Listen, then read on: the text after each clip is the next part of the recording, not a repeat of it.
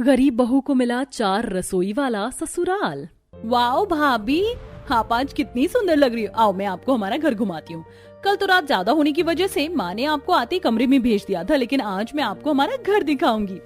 ये देखिए, ये है माँ का कमरा, ये है मेरा, ये वाला भाभी का है और ये रसोई है। ये दूसरी भाभी का है और ये रसोई है। ये तीसरी भाभी का है और ये उनकी रसोई है। ये चौथी भाभी का है और ये उनकी भी रसोई है। और ये आखिर में आती है माँ की रसोई। पूजा, हमारा घर तो एक है लेकिन रसोई 5-5 क्यों है? और हर रसोई में सामान भी है। मैं तो कंफ्यूज हो रही हूँ कि इनमें हमारी रसोई कौन सी है। अरे भाभी, कंफ्यूज होने की क्या बात है। आप तो जानती ही हो कि हमारे घर में अलग अलग कल्चर की भाभियां हैं, तो बस उनके कल्चर की ही तरह उनकी रसोई भी अलग है। सही कहा पूजा ने बहू। मेरे घर में मुस्लिम, पंजाबी, बंगाली और बिहारी बहुएं हैं, तो उनका खान पान भी अलग है, इसीलिए मैंने उनकी रसोई अलग कर दी। वैसे बहू, तू मेरी रसोई में काम करेगी। आज बड़े दिनों के बाद लग रहा है कि कुछ अलग और अच्छा खाने को मिलेगा। तू ना आज दाल चावल और साथ में सूजी का हलवा बना। आज तो सादा सा खाना खाने का ही दिल है। जी, ये क्या बात हुई? घर में अलग अलग कल्चर की भी बहुएं हैं तो उनकी रसोई अलग अलग होने से क्या होगा? और माँ जी ने मुझे कितना सादा सा खाना बनाने को बोला, जबकि मैंने तो कुछ स्पेशल बनाने को सोचा था। चलो जी, कोई नहीं, जो मेरी सास की मर्जी है मैं वही बना दूंगी। मानसी ऐसे ही सोचते हुए रसोई में चली गई और उसने दाल चावल के साथ सूजी का हलवा बना दिया। खाना बनाने के बाद मानसी ने अपना खाना टेबल पर लगाया ही था कि तभी उसकी चारों जेठानियां भी अपनी अपनी रसोइयों के खाने की प्लेट्स लेकर आ गईं। अरे भाभी, आज तो मेरी पहली रसोई थी ना, तो फिर आप लोगों ने क्यों खाना बनाया? आज मेरे हाथ का ही खा लेती। मानसी, जानते हैं कि तुम्हारी पहली रसोई है, लेकिन बस क्या करें, जबान से ना सादा खाना खाया ही नहीं जाता। खैर, मैंने बिरयानी बनाई है, तुम चाहो तो चख लेना।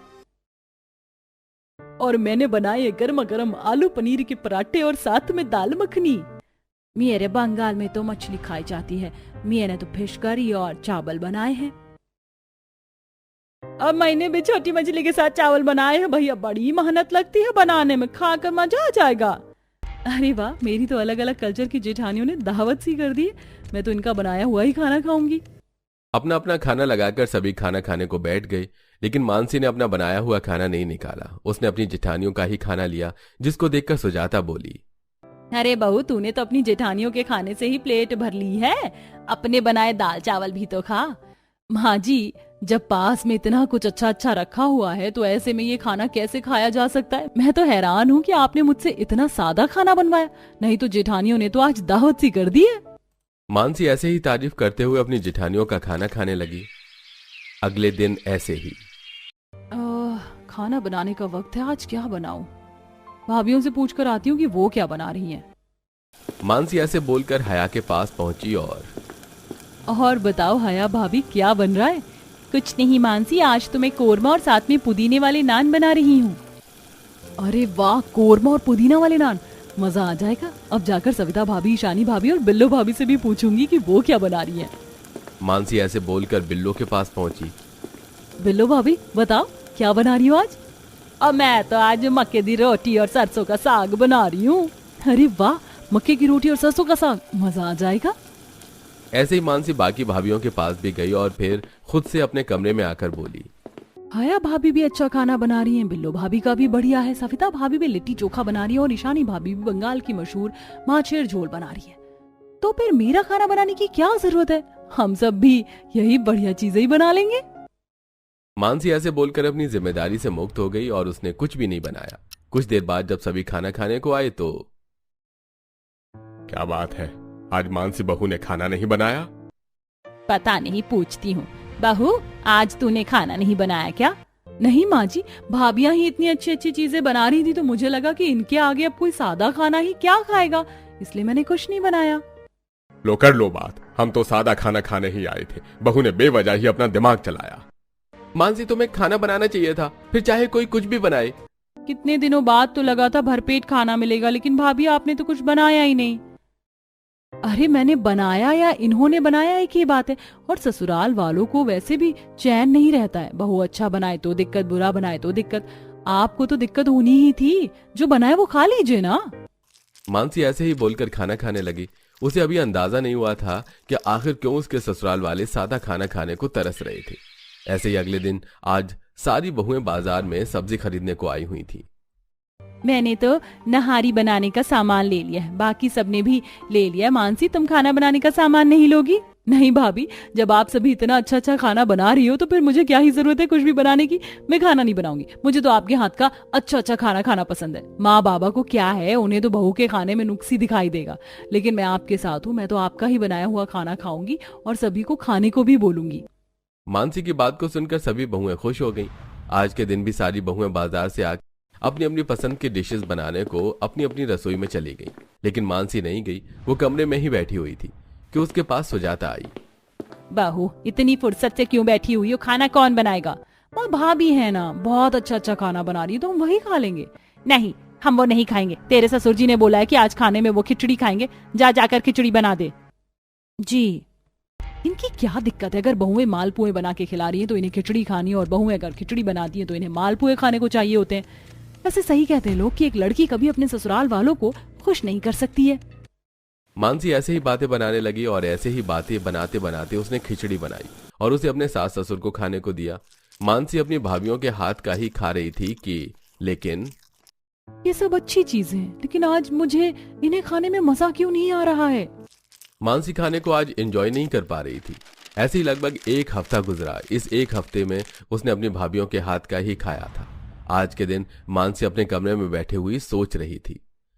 आज भी भाभियां अच्छा खाना ही बना रही है, लेकिन पता नहीं क्यों मेरा वो सब खाने का मन नहीं है। मेरा दिल कर रहा है कि मैं आलू की बढ़िया सी सब्जी और साथ में गर्मा गर्म रोटी बनाऊं और चावल भी।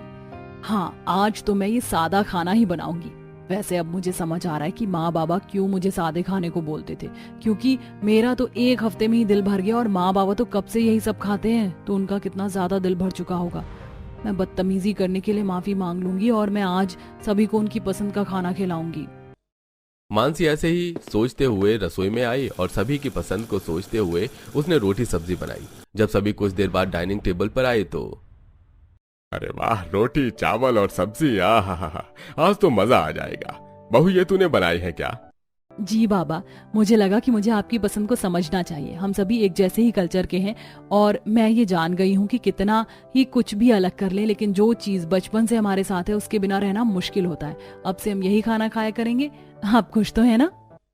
मानसी की बात को सुनकर सुजाता और बाकी सब बहुत खुश हो गए। बस फिर क्या था, आज के दिन सभी ने दिल भर कर खाना खाया और अब से मानसी ऐसे ही सभी की पसंद को ध्यान में रखकर खाना बनाती थी और अब सभी खुशी खुशी रहते थे। बारिश में गरीब सब्जी बेचने वाली सास बहू का पेड़ घर। मंडी बाजार में हल्की हल्की बारिश हो रही थी, जिसके चलते सभी सब्जी वाले अपनी सब्जी समेट रहे हैं। इस बारिश को भी अभी होना था। अरे कोई बात नहीं आशा, वैसे भी घर जाने का समय हो गया था। आशा और विनोद बाकी सब्जी वालों की तरह अपनी सारी सब्जी समेट लेते हैं और घर आते हैं।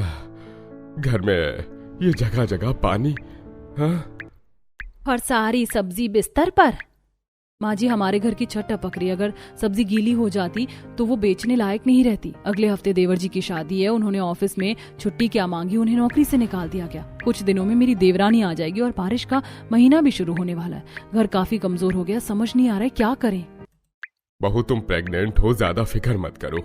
अभी मॉनसून आने में समय है और मेरा बड़ा बेटा अमित वो शहर में कमा रहा है। इस बार जब वो पैसे भिजवाएगा तो हम उससे घर की मरम्मत करवा लेंगे। इतने में बाहर बारिश तेज हो जाती है, जिस वजह से घर की छत अब ज्यादा टपकने लगती है और आस्था अपनी सास के साथ मिलकर जगह जगह बाल्टी रख देती है और कुछ ही देर में बारिश बंद हो जाती है और अगली सुबह। आशा, घर में जो सब्जियां रखी हैं तुम उसे घर के बाहर बहू के साथ बैठकर बेच लो। मैं मार्केट से ताजी सब्जी लेकर आता हूँ। हम जितनी ज्यादा सब्जी बेचेंगे उतनी अच्छी कमाई होगी। शादी का घर है, पैसों की जरूरत है। विनोद के कहने पर आशा आस्था के साथ जो सब्जियां खराब होने वाली थी उन्हें बाहर लेकर बैठ जाती है और कम दाम पर बेचने लगती है। क्या बात है आशा बहन, इतने कम दाम पर सब्जी दे रही हो? हाँ बहन, प्याज टमाटर गीले हो गए और तुम तो जानती हो गीले होने के बाद सब्जी कितनी जल्दी खराब होने लगती। घर में रखे रखे खराब हो, इससे बढ़िया है बेच दो। ये लीजिए आंटी आपके टमाटर। आस्था और आशा सब्जियां बेच रही होती हैं तो वहीं मार्केट से विनोद ज्यादा मात्रा में सब्जी लेकर घर आ रहा होता है और अचानक उसके रिक्शे का एक्सीडेंट हो जाता है, जिसमें विनोद के दोनों पैर टूट जाते हैं। और जब पूरे परिवार को पता चलता है तो पहले वो सब विनोद की मरहम पट्टी करवाकर घर लाते हैं और परेशान हो जाते हैं। अब हम क्या करेंगे, घर की भी मरम्मत करवानी, कुछ दिन में छोटी बहू भी घर आनी है, घर में पैसे भी नहीं है, कैसे होगा सब कुछ। सही कह रही हो माँ, मुझे भी बड़ी टेंशन हो रही है। वहाँ भैया का भी काम सही से नहीं चल रहा और मुझे भी नौकरी नहीं मिल रही। आप अकेले कैसे सब्जी बेचने जाओगे? जब तक मुझे नौकरी नहीं मिल जाती मैं आपके साथ चलूंगा। नहीं देवर जी, इस वक्त पैसों की बहुत जरूरत है, इसलिए आप नौकरी देखो। माँ जी के साथ सब्जी बेचने का काम मैं कर लूंगी। पापा जी आप घर में ही रहना जब तक पूरी तरह से आप ठीक नहीं हो जाते। बारिश का मौसम शुरू होने वाला था। गरीब परिवार के हाथ में इतने पैसे नहीं थे कि वो अपने घर की मरम्मत करवा सके, पर वो जैसे तैसे विनोद के साथ व्हील चेयर का जुगाड़ कर लेते हैं। वहीं विनोद की हालत की वजह से आशा प्रेग्नेंट आस्था के साथ बाजार जाकर सब्जी बेचती है, तो वहीं पूरे दिन दिवाकर नौकरी की तलाश में इधर से उधर भटकता है। ऐसे ही एक रात जब आस्था आशा के साथ सब्जी बेचकर घर आने लगती है तो अचानक से बारिश होती है। माँ जी हमें अपना सब्जी का ठेला लेकर जल्दी घर जाना होगा, बारिश तेज हो रही है, घर में पानी ना भर जाए। पापा जी भी अकेले हैं। हाँ बहू, घर की चिंता तो मुझे भी सता रही है, परसों ही दिवाकर की शादी भी है। जल्दी से आशा और आस्था घर जाते हैं और दोनों सास बहू सबसे पहले अपनी सब्जियों को बिस्तर पर रखती हैं और जहां से छत टपक रही होती है वहां बाल्टी लगा देती है। समय ऐसे ही गुजरता है और बहुत जल्द दिवाकर की शादी हो जाती है, साथ ही उसे मजदूरी का काम भी मिलता है। माँ, कहीं नौकरी नहीं मिल रही थी, इसलिए जब बड़ी मुश्किल से फैक्ट्री में मजदूरी का काम मिला तो मैंने इस काम के लिए हाँ कर दी। बेटा जब तक तेरे पापा ठीक नहीं हो जाते तुझे जो काम मिलता है कर। तेरे पापा का इलाज, घर की मरम्मत, बहुत कुछ सर पर है। इतना बोलकर पूरा परिवार खाना खाने के लिए बैठ जाता है और एक बार फिर तेज आंधी तूफान चलती है और तेज बारिश होने लगती है, जिस वजह से न सिर्फ अब छत से बल्कि खिड़की भी टूट जाती है और वहां से भी बारिश का पानी आने लगता है। माँ जी घर की हालत तो बिगड़ती जा रही है, हमें कुछ कर्ज लेकर घर ठीक करवा लेना चाहिए। काजल अब हम और कर्ज नहीं ले सकते, देवर जी की शादी में पहले ही हमने काफी कर्ज ले रखा है। देखिए घर में पानी आ रहा है, हम इस गीले में बैठकर कैसे खाना खाएंगे। मेरा मायका भी गरीब था पर हमारे घर के हालात इतने बुरे नहीं थे। ससुराल में आते ही काजल को बारिश और परेशानियों का सामना करना पड़ता है, जिस वजह से वो दुखी हो जाती है। इसी तरह सुबह होते ही आस्था और आशा सब्जी बेचने के लिए जाते हैं तो वहीं दिवाकर मजदूरी करने और घर में काजल ससुर और घर की देखभाल करती हैं। पापा जी आप बिस्तर पर ही रहिए, मैं बाहर से सारी सब्जी अंदर लाकर रख देती हूँ। अकेले काजल बाहर से सारी सब्जियां अंदर लाकर रख देती है, पर बारिश इतनी तेज होती है कि बारिश का पानी धीरे धीरे घर में आने लगता है और घर में पानी भर जाता है, जिस वजह से अकेली काजल घर से बारिश का पानी बाहर निकालने लगती है। कुछ देर में रास्ते पर जमे पानी को पार करते सब्जियां बेचकर गीली बहू और सास घर आती हैं। काजल तुम अकेली थक गई होगी, चलो हम दोनों बारिश का पानी घर से बाहर करते हैं। इतना बोल आस्था काजल के साथ घर का पानी निकालने लगती है और तभी तेज आंधी तूफान के साथ बिजली कड़कती है, जिसमें आस्था का घर हिलने लगता है और पूरा परिवार अपनी जान बचाने के लिए कुछ सामान लेकर घर से बाहर आता है और उनकी नजरों के सामने उनका घर टूट जाता है। अब हम लोग क्या करेंगे, कहाँ जाएंगे? आशा बहन बाहर बहुत तेज बारिश हो रही है, हमारे घर में बारिश का पानी नहीं आता, ऊंचा घर है ना हमारा, जब तक बारिश नहीं रुक जाती तुम हमारे घर में आ जाओ।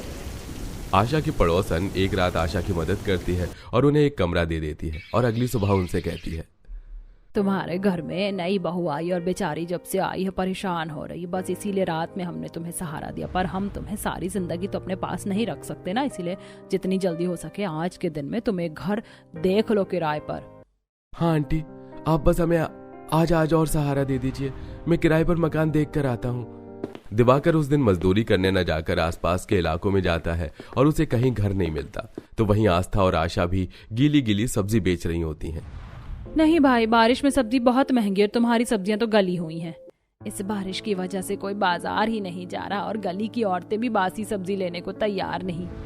कुछ देर में पूरा परिवार अपनी पड़ोसन के घर आता है, पर इस बार उन्हें उनका घर खाली करना पड़ता है। पूरा परिवार अपना सामान लेकर इधर उधर घूमते हैं, पर कोई उन्हें आसरा नहीं मिलता, इसलिए वो अब सब्जी के ठेले पर कुछ बर्तन और जरूरत का सामान लेकर जंगल की तरफ जाते हैं और एक बड़े से पेड़ के नीचे बैठ जाते हैं।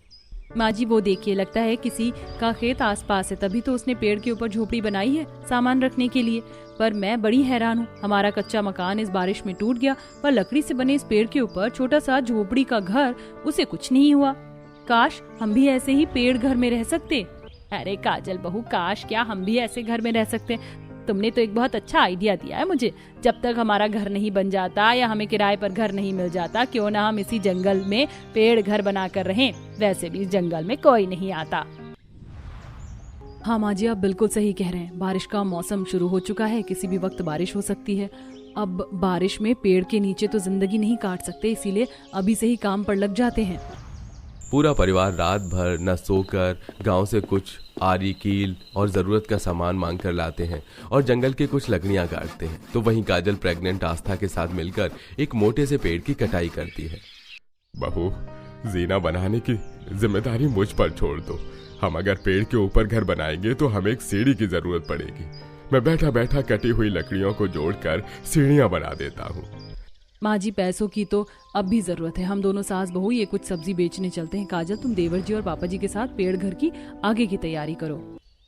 आस्था और आशा बाजार सब्जी बेचने जाती हैं, तो वहीं काजल बाकी का काम संभालती है। ससुर लकड़ियों को जोड़कर सीढ़ियां बनाता है, वहीं दिवाकर पेड़ के ऊपर चढ़कर लकड़ियों को कील ठोंककर जोड़कर घर बनाता है। तो वहीं शाम को आकर आशा और आस्था भी लकड़ियां काटने का काम करती हैं। और जब इस बीच बारिश होती है तो वो लोग एक टेंट को बांधकर उसके नीचे बैठ जाते हैं। इसी तरह एक हफ्ता बीत जाता है और पूरा परिवार मिलकर पेड़ के ऊपर एक छोटा सा घर बनाते हैं और एक नीचे की तरफ भी झोपड़ी बनाते हैं लकड़ी की विनोद के लिए। तो वहीं दूसरे पेड़ पर रसोई और उसमें अपने रहने का इंतजाम करते हैं और विनोद ने सीढ़ियां भी रेडी कर ली थी। हमारा सबसे अच्छा पेड़ घर है, जिसका दरवाजा भी बन चुका है, खिड़की भी है। अब बस इसमें रहने का इंतजाम करना है। दिवाकर, ये पकड़ कुछ पैसे और कल ही तू बाजार से जाकर जरूरत का सामान लेकर आ जाना। और मैंने लकड़ियों की सीढ़ियां बना दी है। पेड़ के ऊपर जो घर बनाया है उस तक पहुंचाने के लिए वो काम आएगी। पहले तो वो लगा दे। विनोद के कहने पर दिवाकर जाता है और बनाई हुई सीढ़ियां लगा देता है, जिसके बाद पेड़ के ऊपर वाले घर में काजल और दिवाकर रहते हैं। तो वहीं पेड़ के नीचे वाले घर में आस्था अपनी सास ससुर के साथ रहती है। फिर दिवाकर जाकर जरूरत का सामान ले आता है और फिर सब नीचे वाले पेड़ घर में आते हैं और बारिश होती है। माँ जी, बारिश से परेशान हम लोग भटक रहे थे। आज अपने पेड़ घर में इस बारिश को देख कितना अच्छा लग रहा है। मुझे तो अपना पेड़ घर बहुत पसंद आया। हमारे पास खुद की जमीन है। हम अपनी जमीन छोड़कर सारी जिंदगी इस पेड़ घर में नहीं रह सकते। बस एक बार मेरा बड़ा बेटा आ जाए तो मैं गांव में अपना घर बनाना शुरू करूं। विनोद की बातें सुन काजल और आस्था अपने पेड़ रसोई में जाती है और खाना बनाती है। रसोई की खिड़की के पास ही एक घोंसला था जिसमें चिड़ियां और उनके बच्चे थे, जिन्हें वो थोड़ी सी रोटी दे देती है। वहीं कुछ देर में पूरा परिवार एक साथ खाना खाता है। फिर से बारिश होने लगी। अब तो हमारे पास हमारा पेड़ घर है। चलो हम सब अपने घर में जाकर सो जाते हैं। काजल और दिवाकर सीढ़ियां चढ़कर ऊपर अपने पेड़ घर में जाते हैं, जहां वो बिस्तर पर लेटे हुए बातें करते हैं। ये पेड़ घर कितना अच्छा है ना, कितना ठंडा लग रहा है, कितनी अच्छी खुशबू आ रही है। हाँ काजल, सच में ये घर बहुत अच्छा है। तुमने सोच और माँ ने इसे पूरा कर लिया। माँ जी, पापा जी सो गए हैं, अब आप भी सो जाइए। वैसे सब्जियां खत्म हो गई हैं, मंडी से कल सब्जी लेकर आनी होगी, हमें जल्दी उठना है। रहने दे बहू, मैं चली जाऊंगी कल, तू आराम कर। प्रेग्नेंट है, कल भी बारिश होगी तो परेशान होगी, तू भी सो जा अब। इस तरह गरीब ससुराल पेड़ घर में अपना गुजारा करता है। वहीं दोनों सास बहू सब्जियां बेचने बाजार जाती हैं और दिवाकर भी काम करता है। कुछ ही दिनों में अमित घर आ जाता है और वो लोग अपना पक्का घर बनवाते हैं और कुछ महीनों में घर बनने के बाद वो लोग अपना पेड़ घर खाली करके अपने घर चले जाते हैं।